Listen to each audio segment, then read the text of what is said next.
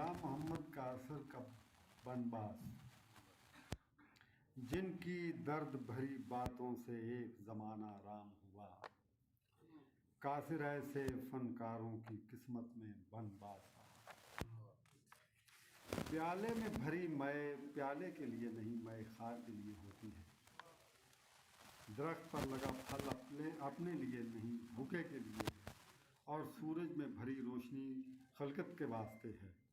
اسی طرح شاعر کے سینے میں بھرا درد شاعر کے اس نغمے کے لیے ہے جسے سننے والے سن کر تسکین پاتے ہیں۔ میں شاعر کو پیالے، سورج اور درخت کی مثیل قرار نہیں دے رہا۔ روشنی، پھل اور مے آگ اور پانی کے مرہون ہیں، مگر شاعر کا نغمہ درد سے اٹھتا ہے، اس درد سے جس کو آرام نہیں، اس کراہ سے جس کو سحر سے پہلے سکون نہیں۔ لیکن کیا یہ درد کی نعمت ہر شاعر کے نصیب میں ہے؟ بالکل بھی نہیں۔ کچھ شاعر اپنے درد کی نعمت منصب و جاہ اور شہرت و قربت شاہ کے عوض بیچ دیتے ہیں۔ پھر ان کا نغمہ اسی خوشنما رنگ کے کاغذی پھول جیسا رہ جاتا ہے جسے سونگھنے میں کوئی دلچسپی نہیں لیتا۔ جنہیں کوئی اپنے صحنہ خانہ دل میں نہیں لگاتا، وہ مر جاتے ہیں تو ان کا نغمہ مر جاتا ہے۔ جو شاعر زندگی کے آخری لمحے تک درد کو سینے سے لگا کر رکھتے ہیں، وہ ابدی جیت کے وارث ہوتے ہیں۔ جب درد کا بڑھتا ہوا زور ان کے سینے کو دبا دیتا ہے اور اسی میں عدم کی راہ لیتے ہیں، تو ان کا سرمدی نغمہ مزید پرشور ہو جاتا ہے۔ بقول میر شعر شور انگیز وہی تو ہوتا ہے۔ مضمون کے آغاز میں غلام محمد قاصر کا درد بالا شعر سنانے کا مقصد یہی تھا۔ غلام محمد قاصر انہی خوش بخت شاعروں میں سے ہیں جنہوں نے اپنے درد کو منصب و جاہ اور قربت شاہ کے عوض نہیں بیچا، سینے سے لگا کر رکھا۔ اگر کوئی شخص غلام محمد قاصر سے پوچھتا کہ وہ کون سی شے ہے جس نے تمہارے سینے کو نغموں سے بھر دیا، وہ کیا راز ہے جس نے تمہیں اداس جنگلوں میں نغمہ سرائی کا ہنر بخشا، تو وہ اسی درد کے زخموں کی طرف اشارہ کرتا جسے دستار و کلاه کی کھوج میں رہنے والے کھوج نہیں سکتے، عہدہ و منصب پانے والے پا نہیں سکتے، اور سمجھنے والے سمجھ نہیں سکتے۔ وہ انہیں سمجھاتا، سینہ مدفن بن جاتا ہے جیتے جاگتے رازوں کا، جانچنا زخموں کی گہرائی کام نہیں اندازوں کا۔ غلام محمد قاصر کو میں نے 16 سال کی عمر میں پڑھنا شروع کیا۔ تب ان کی مشہور غزل بہت مشہور تھی: شوق برہنہ پا چلتا تھا اور رستے پتھریلے تھے، گھستے گھستے گھس گئے آخر کنکر جو نوکیلے تھے۔ مجھے معلوم نہیں تھا یہ شاعر کن بستیوں میں رہتا ہے اور کن زمانوں کا ہم نوا ہے۔ میں تو فقط ایک گاؤں میں ادب سے وابستہ مگر اہل ادب سے دور اپنی رونقوں کا آدمی تھا۔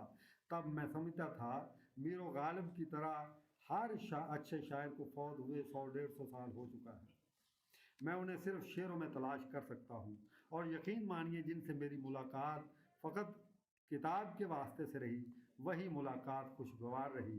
جن بزرگ شاعروں سے دو بدو ملنے کا موقع ملا، ان سے پھر دل نہیں ملا۔ مجھے اس زمانے میں بہت سے اردو پنجابی شاعروں کا کلام یاد رہتا تھا۔ ڈھونڈ ڈھونڈ کر اچھی غزلیں جمع کرتا اور انہیں حفظ کر لیتا۔ انہیں میں غلام محمد قاصر شامل تھے۔ میں ان کے شعر کے اندر تب بھی ایک ایسی تنہائی کا کرب محسوس کرتا تھا جس میں زیاں کا نہیں، محرومیوں کا نوحہ تھا، کیونکہ زیاں کسی شے کے مل جانے کے بعد اس کے ضائع ہو جانے کا احساس ہے، جبکہ محرومی سرے سے کسی شے کا نہ ملنا ہے۔ اسی لیے غلام محمد قاصر کی تنہائی شہر کے لوگوں کی تنہائی سے الگ، اور محرومی محبت کی محرومی سے جدا کوئی شے تھی جو ان کی شاعری کے ترازو کے دونوں پلڑوں میں برابر موجود تھی۔ دیگر شاعروں کی طرح وہ بھرے زمانے میں تنہا نہیں تھے، بلکہ ان کی ذات اور وصل ذات کے بیچ لوگ ہجوم بن کر چل پھر رہے تھے جو انہیں اس نصیب تک پہنچنے نہیں دے رہے تھے جس کا ادراک اس کی روح کو تھا۔ یہی وہ لطیف احساس ہے جس سے ان کی شاعری کے اجزاء ترکیب پاتے ہیں۔ چنانچہ اپنے اس احساس کو بیان کرتے ہوئے ایک جگہ یوں نغمہ سرا ہوتے ہیں: سامنے کی آواز سے میرے ہر ایک رابطے میں حائل، دائیں بائیں پھیلا لشکر انجانی آوازوں کا۔ اور جیسا کہ میں نے پہلے کہا، غلام محمد قاصر کی تنہائی شہر کے احساس تنہائی سے الگ شے ہے، ایسی شے جس میں پرسش کی خواہش نہیں बल्कि उस महरूमी को ना समझने की शिकायत है जिसमें कज रफ्तार ज़माने की गर्दिशें घेरे डाल कर घुमाती हैं। इस हाल में एक शायर की दर्दमंदी करना तो दूर की बात, उसके दिल की खोज में भी कोई नहीं निकलता। यूं तो एक ज़माना गुजरा दिल दरिया को खुश्क हुए, फिर भी किसी ने सुराग न पाया डूबे हुए जहाज़ों। याद रखिएगा, किसी भी आर्टिस्ट का अंदरून हमेशा अपने बचपन से खेलता है। जिस मिट्टी के पानी ने उसकी माँ के शीर को तैयार किया, फिर उसने पिया, आर्टिस्ट उसकी रूह उसी मिट्टी के खमीर की तरफ आर्टिस्ट की रूह उसी मिट्टी के खमीर की तरफ बार बार रजू करती है, वहीं से सलाम दुआ रखती है, वहीं की सकाफत और समाज की रवायतों को हिफ्ज़ रखती है। कभी नहीं हो सकता कि कोई शायर अपने अंदरून की बात ना सुने। अगर वो वाकई जेन्युइन है और खुदा ने उसे वाक़तन इस्तेदाद दी है तो अपनी मिट्टी से बगावत नहीं करता, अपने खमीर को चैलेंज नहीं करता, वो अपने ज़मानों की तरफ पलट पलट कर जाता है। ये ज़माने उसकी उसी धरती के हैं जहाँ उसने जन्म लेने के बाद आँख खोली और मासूमियत की असास पर होशियार हुआ। यही सबब है कि शायर कभी सियाना नहीं बनना चाहता, वो बच्चा रहना चाहता है, फिर वहीं से शेर के रेज़े चुनता है।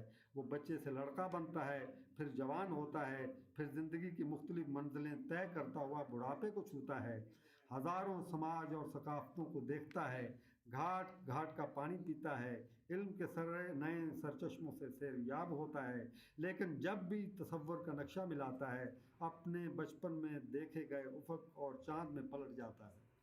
यही उसकी ताकतवर रस्सी है जिसे वो नहीं छोड़ता।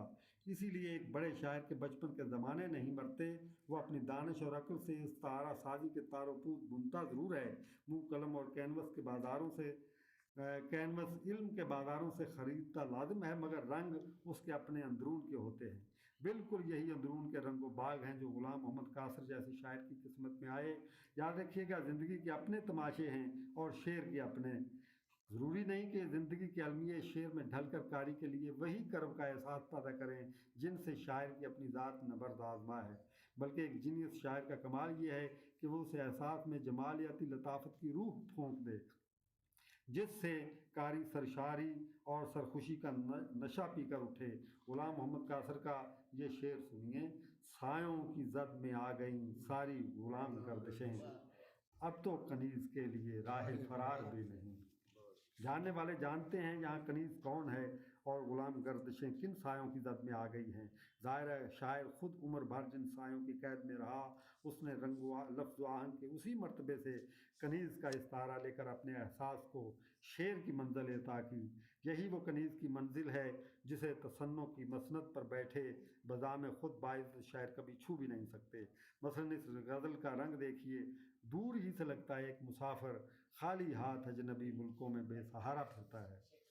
फिर तो इस बेनाम सफ़र में कुछ भी न मेरे पास रहा, तेरी समत चला हूँ जब तक समतों का एहसास रहा।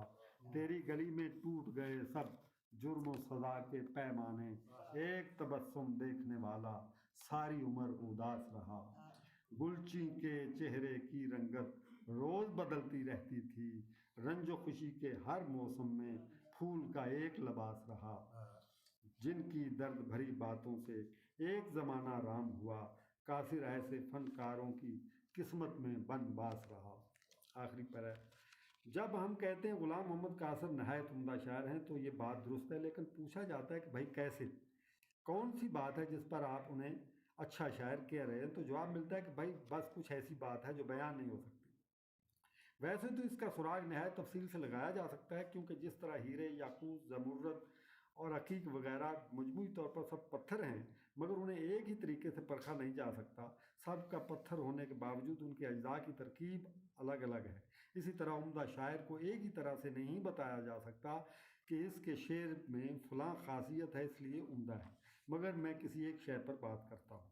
मेरे नुक्ता नज़र के मुताबिक ख़्याल को तमसील बनाना जिस कदर मुश्किल मरहला है, इसी कदर फ़नी मेराज पर पहुँचा हुआ पुरअसर अज़ारिया है। ऐसा नहीं कि तमसील के बगैर शेर का वजूद नहीं उभरता, मगर ये ज़रूर है कि ख़तरे में ज़रूर पड़ जाता है।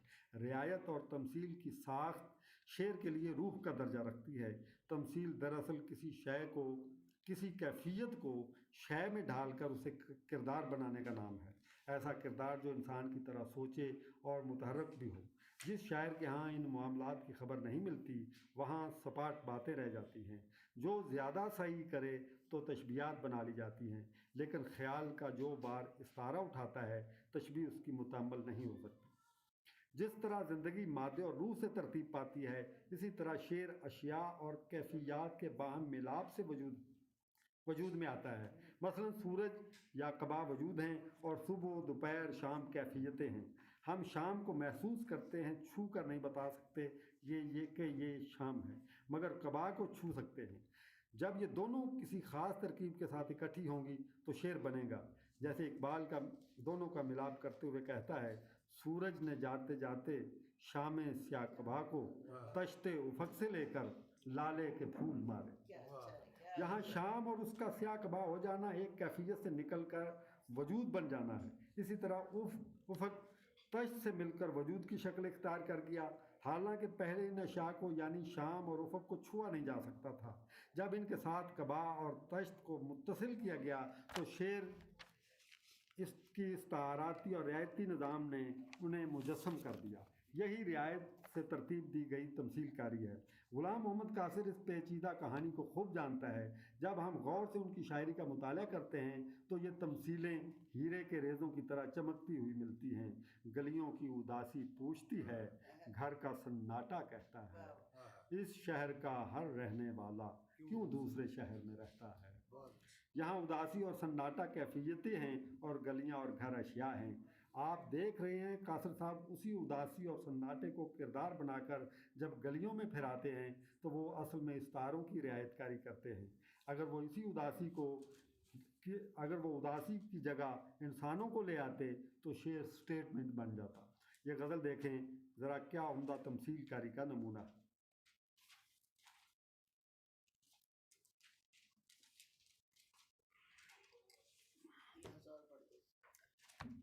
یہ جہاں نورد کی داستاں، یہ فسانہ ڈولتے سائے کا، میرے سر بریدہ خیال ہیں کہ دھواں ہے سونی سرائے کا۔ وہ ہوا کا چپکے سے جھانکنا کسی بھولے بسرے مدار سے، کہیں گھر میں شہر کی ظلمتیں، کہیں چھت پہ چاند کرائے کا۔ گلے ماہ گھومتے چاک پر کفِ کوزہ گر سے پھسل گئی، کہ بساتے گردشِ سال و سن یہی فرق اپنے پرائے کا۔ جدید اردو شاعروں میں مجھے 3 شاعر ایسے ملے ہیں جن کے شعر کا مینارچہ لفظ سے نکل کر مضافات کی جدید نفسیاتی اساس پر قائم ہوا۔ ان کے مصروں کی تکمیل شمع و گل کی روشنی میں سجے کمروں کی محفلوں میں نہیں، کھلے آسمان تلے ہلکے رنگوں کے وسیع منظروں میں ہوتی ہے۔ یہ 3 شاعر ظفر اقبال، شکیب جلالی اور غلام محمد قاصر ہیں۔ ظفر اقبال کا معاملہ یہ ہے کہ وہ اپنے ابتدائی دور میں لاشعوری طور پر مضافاتی استعاروں سے شعر کی ساخت تیار کرتا رہا۔ یہ بات اسے ہم عصروں سے منفرد کرتی چلی گئی۔ لوگ چونک گئے۔ فطرت کی دھوپ سے نکھرے ہوئے مصروں نے دیکھنے والوں کی آنکھیں تازہ کر دیں، لیکن بعد میں اردو شاعری کے مہا بیانیوں کے روایتی پروپیگنڈے کے رد عمل میں اس نے یہی کام شعوری طور پر کرنا شروع کر دیا۔ اب اس کے شعر کی اساس مضافاتی استعاروں کی بجائے لفظوں کی توڑ پھوڑ تک محدود ہو گئی۔ وہ چونکہ پورے کلاسیکی نظام کو شعوری طور پر رون دینا چاہتا تھا، اس لیے آب روا اور غبار آلود سمتوں کا سراغ کے بعد کی شاعری میں بعض جگہ شعر تہذیب کی شکل اختیار کر جاتا ہے۔ باقی 2 شاعروں نے یعنی شکیب جلالی اور غلام محمد قاصر نے یہ روش اختیار نہیں کی۔ وہ زبان کی توڑ پھوڑ کو شعوری طور پر اختیار کرنے کی بجائے اپنے شعر کی اساس اسی مضافاتی استعاروں سے اٹھاتے رہے جس پر پہلے دن سے لاشعوری طور پر چل پڑے تھے۔ ان دونوں کے ہاں محرومی کا ایک ہی احساس 2 مختلف زاویوں سے سامنے آتا ہے۔ شکیب جلالی کا احساس محرومی جب ان کے شعر کے تاروں پر چڑھتا ہے تو پرشور آوازوں کے ساتھ گونجتا ہے، ایک کے بعد ایک نئے زاویے سے وہی نغمہ پے بپے ابھرتا ہے، جبکہ غلام محمد قاصر کے اندرون سے ہی احساس محرومی ان کے شعر کے ساز پر نہایت دھیمے سروں میں سامنے آتا ہے۔ چنانچہ تینوں کے ہاں شعر کے فن کا شعوری احساس ایک ہونے کے باوجود رنگ و آہنگ مختلف ہیں، مگر ان 2 یعنی شکیب جلالی اور غلام محمد قاصر کے ساتھ ستم یہ ہوا کہ ان کی زندگیوں کے شب و روز نے ان کے ساتھ وفا نہیں کی، ورنہ وہ ضرور اتنا ہی کام کرتے جس قدر ظفر اقبال کر گئے ہیں۔ آخر میں ایک غزل اور سنائے دیتا ہوں۔ ہجر کے تپتے موسم میں بھی دل ان سے وابستہ ہے، اب تک یاد کا پتا پتا डाली से पैवस्ता है। मुद्दत गुजरी दूर से मैंने एक सफीना देखा था, अब तक ख्वाब में आकर शब भर दरिया मुझको डसता है। शाम अबद तक टकराने का इज़्न नहीं है दोनों को, चांद उसी पर घर में सफ़र है जो सूरज का रास्ता है। तेज नहीं गर आंच बदन की, जम जाओगे रास्ते में, उस बस्ती को जाने वाली पगडंडी यख बसता है। और आया है एक राहनुमा के इस्तकबाल को एक बच्चा, पेट है खाली आंख में हसरत, हाथों में गुलदस्ता है। लफ्ज़ों का व्यापार ना आया उसको किसी महंगाई में, कल भी कासिर कम कीमत था, आज भी कासिर सस्ता है। बहुत शुक्रिया।